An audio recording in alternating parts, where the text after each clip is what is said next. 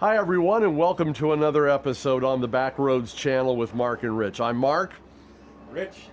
This is going to be a really fun episode to do because we're so cognizant of time in our society today, and there's so many different timepieces, and so much of it is electronic and digital now. We're going to, pardon the pun, step back in time and see what time was really like way back when, because we're at the, as you can tell, Johnny Clock Museum in Lockridge, Iowa, and there are some absolutely beautiful timepieces in here that you've got to see to believe.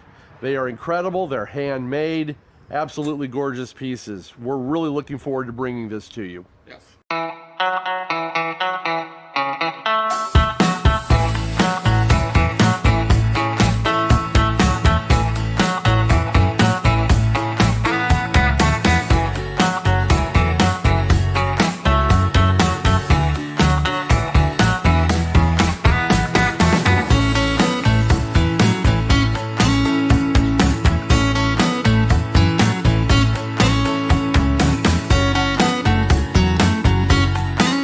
Welcome everybody, we're inside the Johnny Clock Museum in Lockridge, Iowa, and these carvings are just nothing short of amazing. They're all the work of a gentleman named John McLean, and his wife Patsy McLean is with us on this tour. Patsy, thanks so much for joining us. We really appreciate you opening this up to us.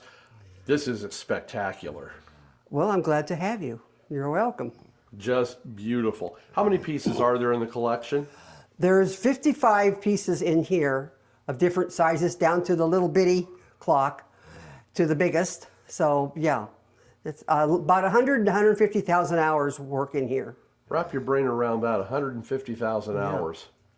And so, and there's woods from all over the world, as well as our native woods. And a lot of the woods from around the world have been brought to him from people that had been here, and they come back and they bring him a piece of wood from their country or their home.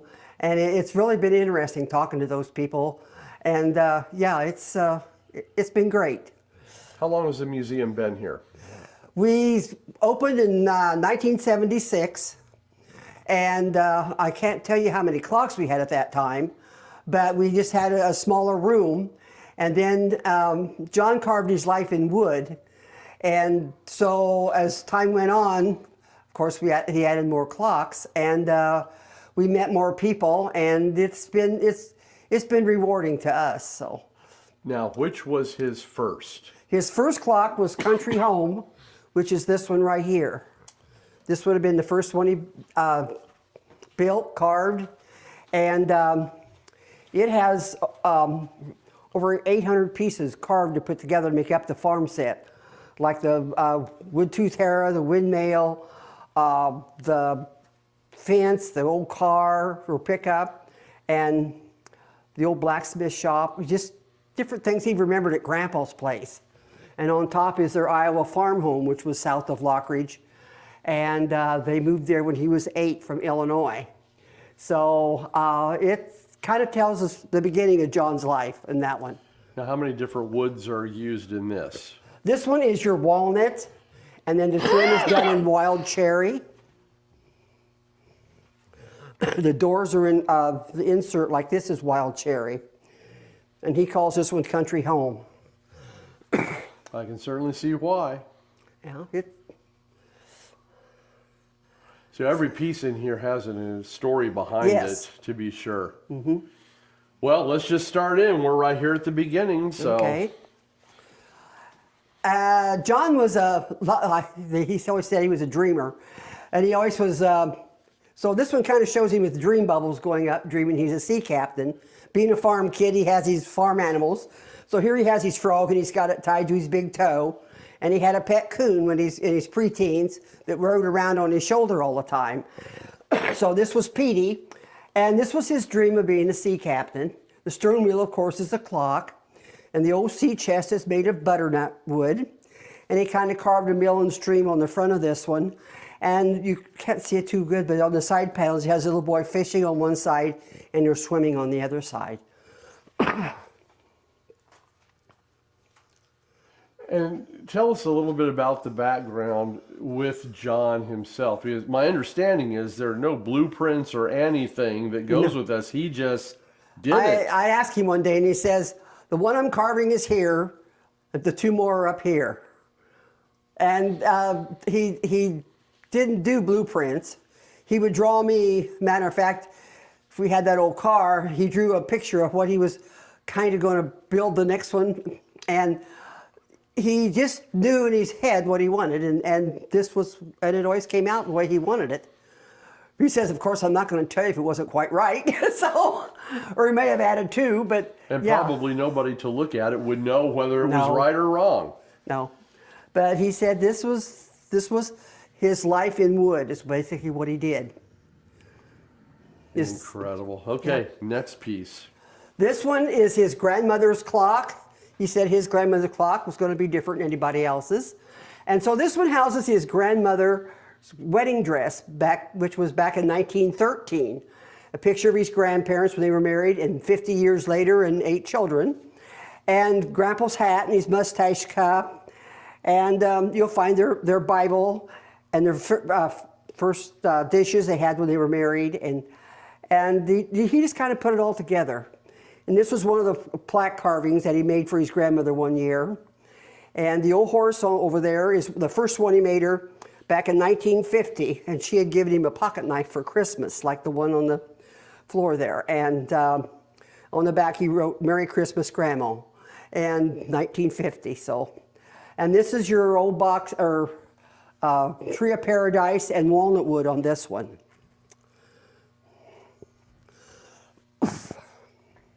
Okay, we'll keep moving on down the road.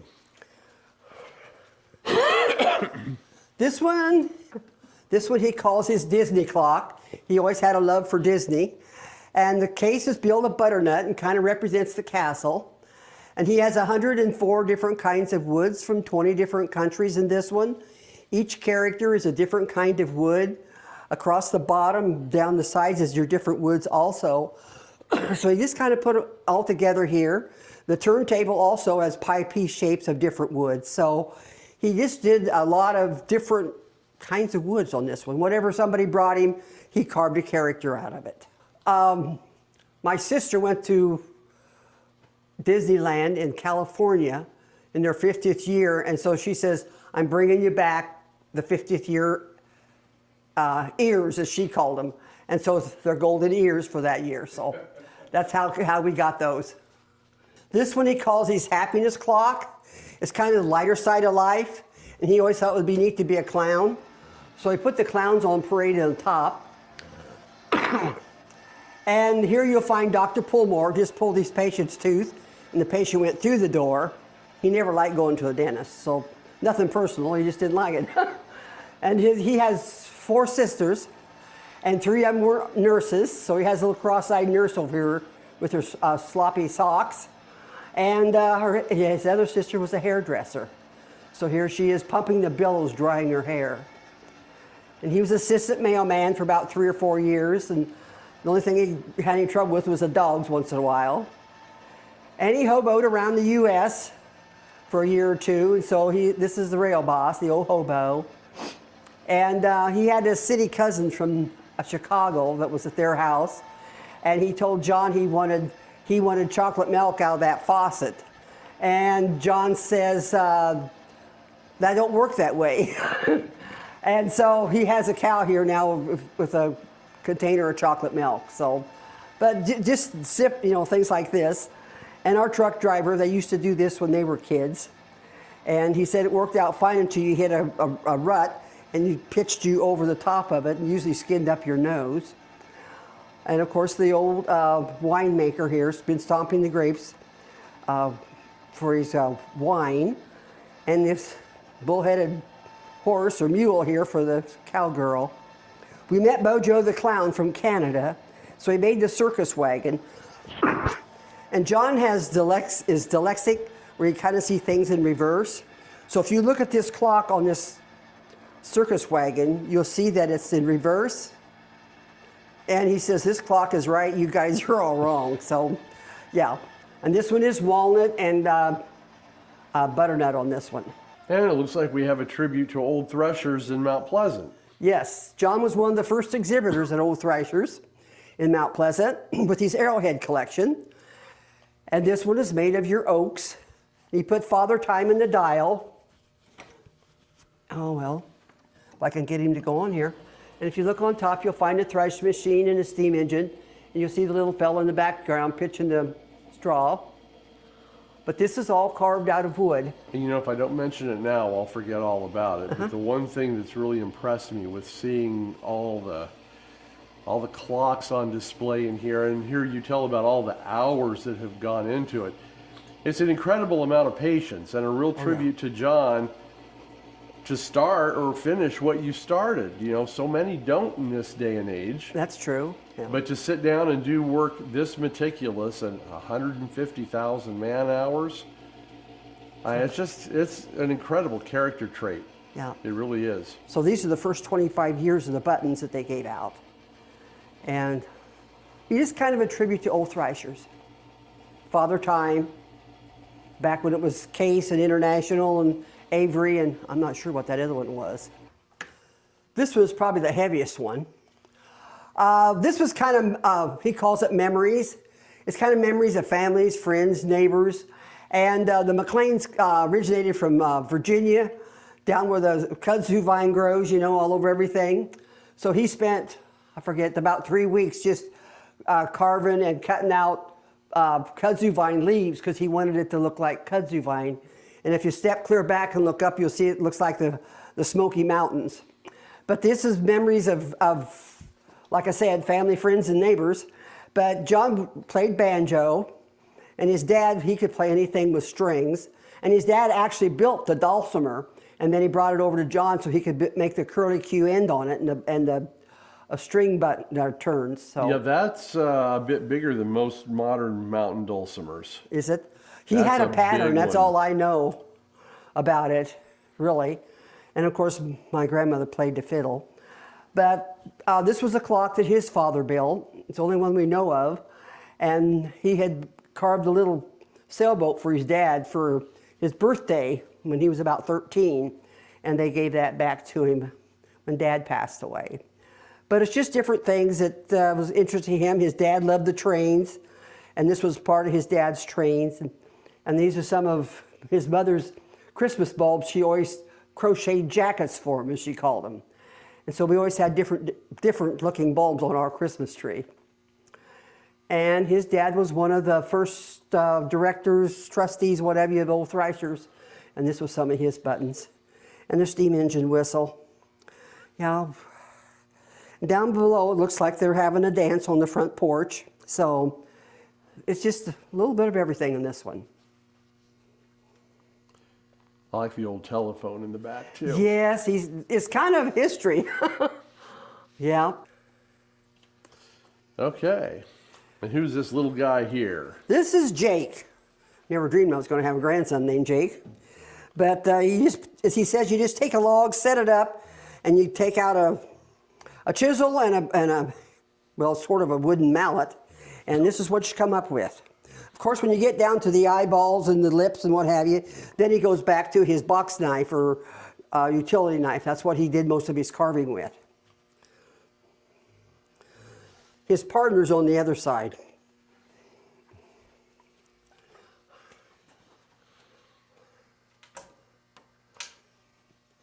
This one he calls his wildlife clock, and these are some of the birds that we hatched and raised. We have our ringneck pheasants and our bobwhite quail, and then our golden crest pheasant, which are raised mainly in captivity, but we used to have runs of the different birds, wildlife, and decided to go this route back in 1992, I believe it was. We had a really hot summer, and he says it's time to do something different. So anyway, we had a friend, he was a taxidermist, so John set up how he wanted it, like the ledge and the tree, and kind of wanted it back to their natural habitat. So this is painted to look like the actual rock. And this is red. No, this is chestnut, American chestnut, and then wild cherry on the overlay. He's kind of used the barn boards for the backdrop on this one. Well, he just knew how to match up wood perfectly, didn't he? He had a good eye for it. This one he calls his duck hunting clock. him and my brother-in-law used to go duck hunting, and so he carved a replica of his single barrel shotgun, and then his grandpa's double barrel. Of course, he had to decorate the stocks and everything on it a little more, and the duck decoy and the cattails. And he used a lot of the walnut wood, this the marbly wood on this one. Put the ducks in flight across the top, carried him over on the back of the chair, and then he carved the hunting dogs on each arm. So I kind of built a chair to go with the clock on this one. Matches perfectly. Yeah. Good old walnut. Oh, my favorite wood. Yeah. This one is walnut and butternut. And it took him a good year to do a clock like this, if not more. In the bottom we have the three women, the angel, and he's telling that he has risen. He put the angels in the clouds with Christ ascending at the top. And when you step off the side, you can see the three crosses in the back. And the center cross is olive wood from the Garden of Gethsemane in the Holy Land. And here again, it was a forester that went over to the Holy Land, and he brought him back a piece of a stick about yay big around, about that long. And this is what he did with it. The little angels are carved of box elder wood.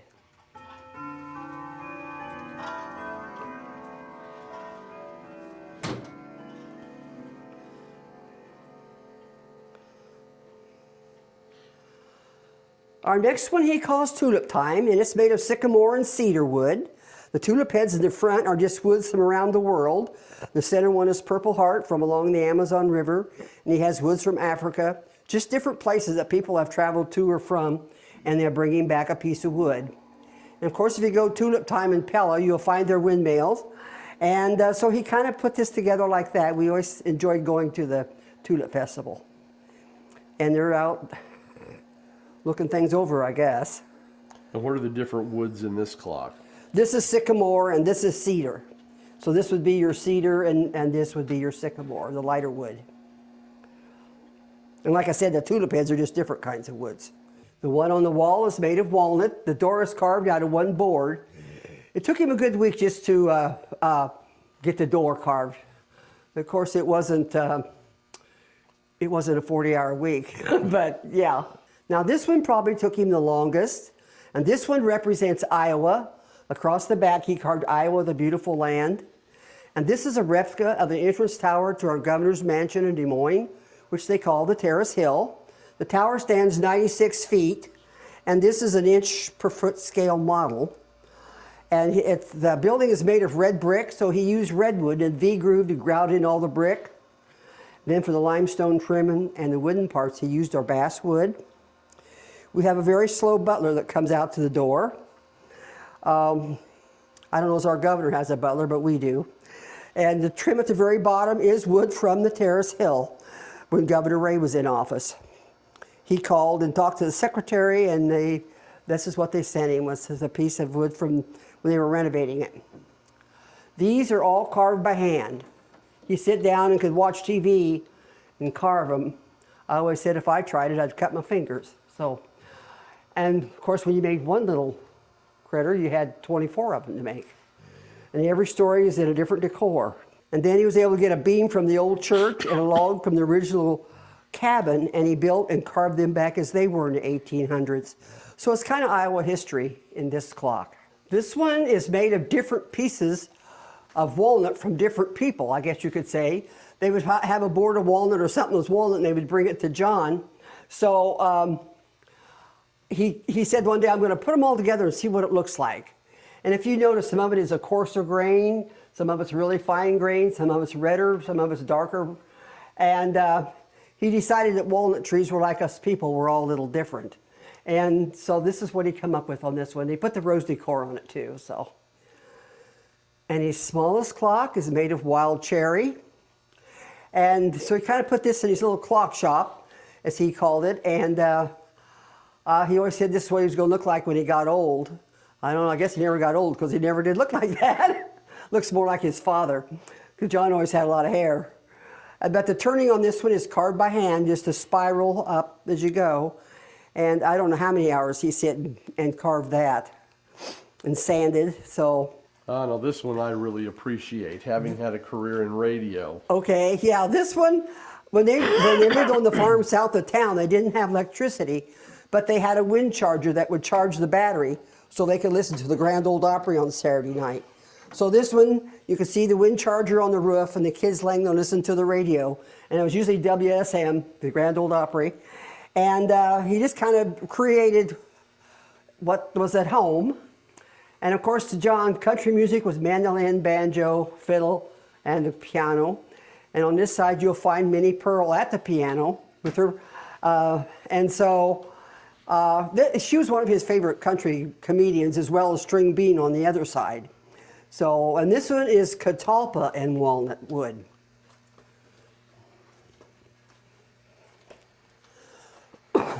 Boy, those were the days, weren't they? Oh my gosh, I remember we had a battery that we'd have to go get it recharged. We didn't have a wind charger like they did, but yes. And then you just shut the front and it looks like the front of the old radios. It does, yeah. Yeah. And these are just some different woods. He was curious what they would look like. Like this one's your honey locust. And he kind of made a calendar clock of it. The red hand points to the day, and then on top is tablets that you change for the month, as well as the season below. These two are a couple of his first clocks. The top one, these turnings he carved by hand. And he got two alike. I don't think I could have, but. And Grandpa's pocket watch, the chain is carved out of one board, just link carved inside of a link. And this one I know he has over 40 hours on. A lot of sanding. So he calls it Grandpa's pocket watch. The one in the center is cedar wood. And this one is his cartoon clock. And I think these were a couple of his favorite country or cartoon characters. And that one is made out of hard maple. And this one is American chestnut and ash. And he calls it the Civil War clock. It's just, yeah. Now this one is your fruit trees. And he had different people bringing him a piece of fruit wood. And he has peach, pear, plum, apple, apricot, and cherry wood in that one. And if you look, you can see the difference in the woods, whether they're the lightest. The lightest was peach. And this is your mulberry after about 30 years. It starts out this light, if not lighter. And over the years, it's been a good 30 years, it's almost as dark as your walnut. And where we live now used to be an old coal mining town called Coalport, Iowa. And you are now in the heart of Coalport. And this more or less shows how they brought coal from the mine up across the hills with a mule and a coal cart to the train tracks, which are right behind us. And the mine was about 1.5 miles on north. Some of the tools of the miner, and they put a little coal miner on top here. And if you go down to the bottom of the hill and get the blacktop north for about 1 mile, 3 miles, I think, you come to a little place called Four Corners, Iowa. If you turn east there, be the first house now, was where John's folks lived. And if you went down over the hill another 1/2 mile, that's where my folks lived. So he calls fond memories of Four Corners, Iowa. And this is the front view of his folks' home. Our little New Sweden church that we all went to church at. The old Four Corners store and school, which we all went to. And his mom did a lot of crocheting. He said he couldn't crochet it, but he could carve it. So he carved out all the lace work around this one. This one he calls the country doctor. As he said, the old pioneer doctors took care of who or whatever was sick. So here he has a little fellow in checking out his dog. And he just used different kinds of woods on this instead of painting the characters. And this is your walnut and birch. And we had some people in here one day. They had he was about 4 years old.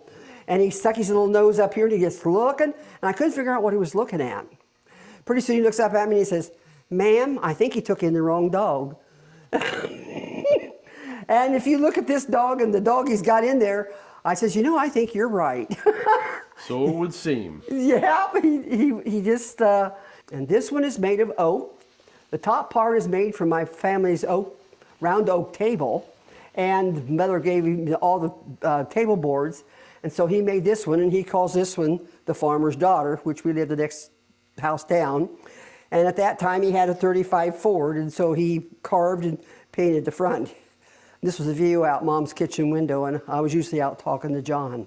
And he proceeded to tell me you could make a clock out of anything. So It sure looks like you could. And I bet Well, that's it's- what this next one is all about. yes, several years ago on Halloween Eve, some of the kids took one of the last outhouses in Lockridge, set it in the street, and then they run, and the lady was watching them run and not where she was going, and she hit the outhouse. Of course, all it was a bunch of boards when they got done. So John went down the next day and he picked up the lumber, and I asked him what he was going to do, and he says, well, everybody's had an outhouse. I'm going to make an outhouse clock. And I looked at him, and so this is what he came up to, and if you notice, it's only a one-seater now, and it's got a little tiny Sears catalog nailed to the back wall that a lady from Florida sent him that winter after she'd been here. And like I said, you never know who you was going to hear from. And I couldn't figure out what that was. And he says, well, that goes in the outhouse clock. And so he got a nail and nailed it to the back wall. And then he antiqued it to old gold because the wood was so splintery. He didn't want people to get splinters in their fingers. So I guess it's golden memories. And the next one. Incredible. The next one is his gas engine clock. His folks always had, they had a Fairfield gas engine. And, but this one he carved out of, it's a half-scale model, and he carved it out of wood, and then he painted it to look like the old original that they had. The tools and an oil can, he just carved it all out of wood, then made it to look like the original things that they had. So, of course, we have a couple little characters. 27 cents per hour. He went up and Missy joined him, I guess. And then on top, you'll see our big table fly. Yeah. And then this is Charlie, another log carving that he had. And right next to Charlie, it looks like we're heading over to Germany. Yeah, this one is, he calls it his, Clydesdale's clock. He worked for an old gent that raised the Clydesdales. And we was in Hy-Vee one day, and he saw one of the Clydesdale steins, and he says, I'm going to get those. And so he started collecting, and then went back and collected number one and went all around. So he had them all through 2017. And, he just loved the way they depicted the Clydesdale horses on the Budweiser mugs, is what they are, or steins. And so then he just kind of put the village here and found the little characters of the wagon and the horses. And up here you'll find the Hanes and the strap, and it's all carved of walnut wood. The horses and characters in this one, I bought him when he got this. I didn't realize he was going to do something like this. I never knew what he was going to come up with. The woods on the roof are woods from around the world. The woods down here is wood from every state in the United States. And then we went back and bought the painted state quarter that they were selling. And so they each have their own quarter. And in the corner you'll find wood from New Guinea, Philippines, Australia, and Newfoundland. And of course, he carved the Liberty Eagle too. So this is just kind of around the world, I guess you could say. What about the shingles on top of the building? They're from woods from around the world. Oh, what's the leather strap here hanging? Oh, Looks like of it's course, on when you pulley. have, yes, you have sleigh bells, you gotta have. This one is probably one of his newer ones. He almost made this one too tall. This one is around the Lockridge Times. When I first knew John, he worked at the Lockridge Times as a linotype setter, letter setter, I guess you call it. But so this was the Lockridge Times, and these are just some memories of Lockridge. He played basketball, so that's this guy's basketball uniform. And my letters, I was a cheerleader and I played basketball. So, and then we started out with McLean Printing, and this was some of the stuff from our print shop. And so he just kind of put that in here. And this is red elm and aspen. And this one, Now my son would appreciate this one. This is around the railroads and the hobos. The CB&Q he used, matter of fact, this was my mother's old chicken house lumber, and he wanted to look old, so he went out and got some of the lumber from that one, and he had the cedar for the roof. But he kind of put the hobos, he hoboed, like I said, he hoboed around the U.S. when he was about 19, 20, and basically it was in the Southwest. And these are some of the hobos he carved, and he put them in the boxcar. And yeah, we have the music to go with it. I can't get it to shut off, so I gotta have my son look at that. John used to go out, and when they would stop out back to change engineers, and he would get to talking to them, and he told them he was going to build a clock around the railroad. And they looked at him, and he says, well, come on, I'll show you. So they left their train out there running, and they came in.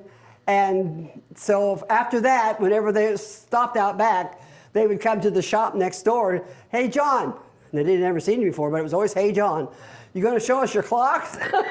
He'd drop his scissors, and he'd come in, and they'd get to talking. And one day they brought the, as they called them, the suits. And it must have been the head guys.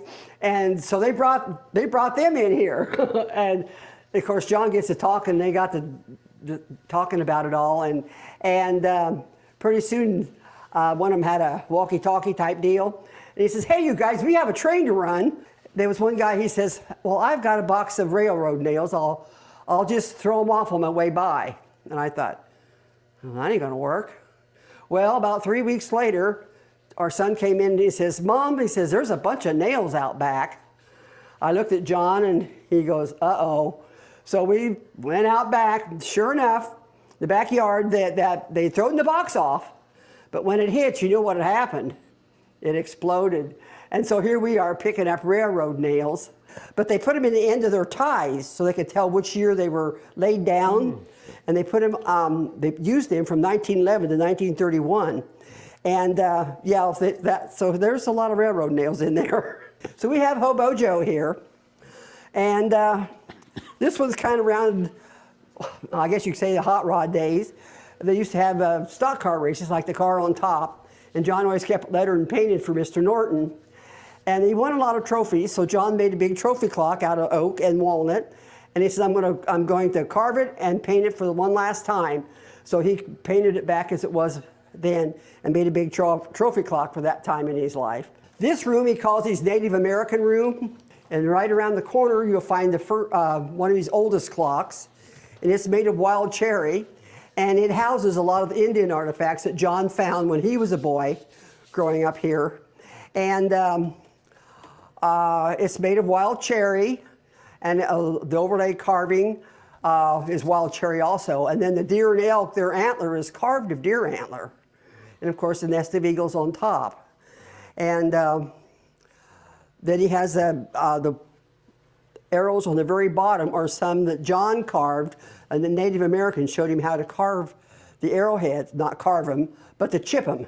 And you can see the pieces of deer antler in the case that he chipped them with. So the next one houses more artifacts, and he calls it his Winchester clock.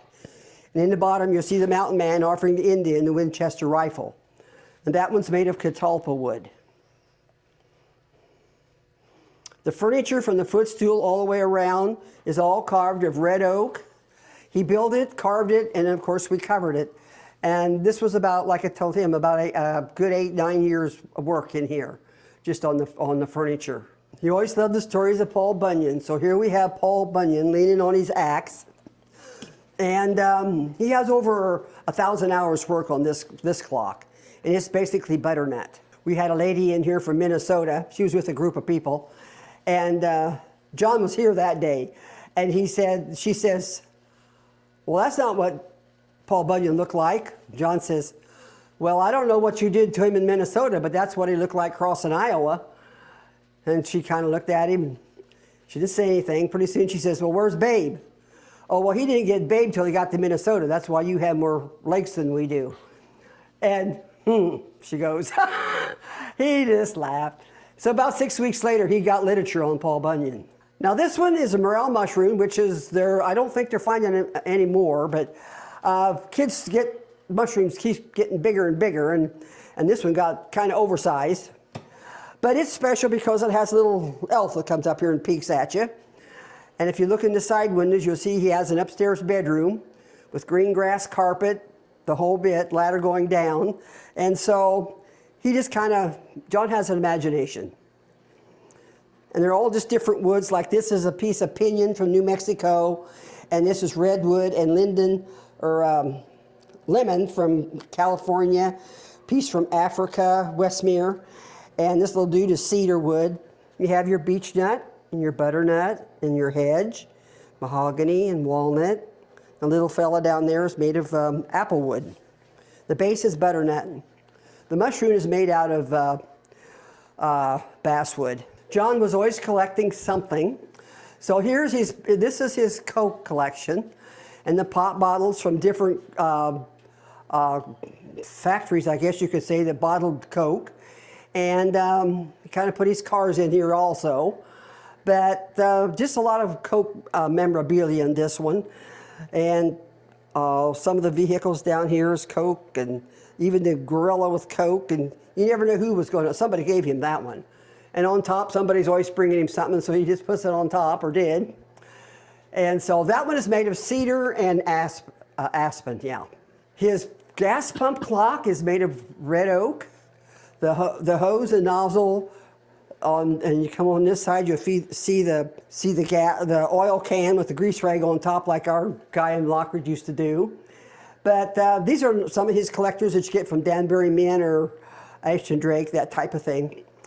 And somebody gave him the semi from Budweiser, and somewhere in there you'll find a UPS truck and a Snap-on truck, and so whatever somebody had, he always kept it. So, and we used to have Texaco and Lockridge, so that's the way that went.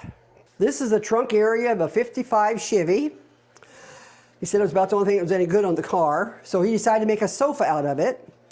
So then he went back and carved the dash of the '55. And in 1956, him and his friend decided to go to Arizona. So he calls this one Lost in the 50s. And you can see Tucson, Arizona, 1956. And he just kind of put it all together like this. The cactus come from Tucson. And if I sit in the center, I think the taillights will come on.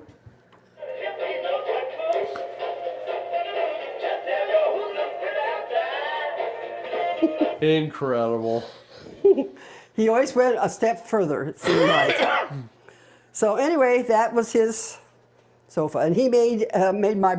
I have a cousin, and he had a '57 Chevy, and he made one for him, and it played '50s music too when you sit in the center. This is his gas pump clock. A fella brought him some basswood, and so this is all actually wood, right down to the nuts and bolts. The hose, the nozzles, it's all made of wood that he painted at the old Mobile. It used to be one like this out at Four Corners when we were kids. And the next one is a grandmother style clock, and he has little grape pickers on top, and more or less followed the grape theme all the way through on this one. And the one next to it is made from barn boards from an old barn that was built in 1869. And being a farm kid, you always went to the haymow to play on rainy days or cold days. So you see the kids playing in the haymow. The hinges, the latch, the bent over nails are all carved of wood, and then everything's painted like the old barn red. Kids will never know fun like that. No. A few minutes later. Well, folks, this is going to wrap it up here at the Backroads channel. We're here at the Johnny Clock Museum. Mark, what do you just think? This is a lot of fun. Yeah. And I still have trouble wrapping my brain around the amount of hours that went into all this. 150,000, more or less. And the fact that he started off with just a box cutter knife. Yeah. On a lot of these. It's just an incredible talent, incredible love, all the different kind of woods that are involved. That's what I really liked too. I'm a sucker for anything solid wood anyway, and these are just beautiful, beautiful pieces. Well, the one thing too, the design, the features that played in the mind that he showed is just absolutely through the roof. I mean, just he's how an artist brings out it on paper, he's brought it out on wood. Well, an incredible detail. Oh, yeah. So, folks, we invite you to come down here. Come down, Pat will show you around. You will be totally amazed at what you see and soak it in, because this is something that you'll have. Bring your kids with you. Let them see what the artistry is. So, it's Lockridge, Lockridge, Iowa. Iowa. A little town. But this has a lot in store for you folks. It does. So. So until our next adventure. What do we always say? We do appreciate everybody supporting our channel. Be sure to hit the like and subscribe button, folks. It really helps us out. We do appreciate it. And we're just glad that you're enjoying our videos, and we will be bringing you many, many more. Oh, yes, absolutely. Right here on the Backroads channel, your Backroads to adventure.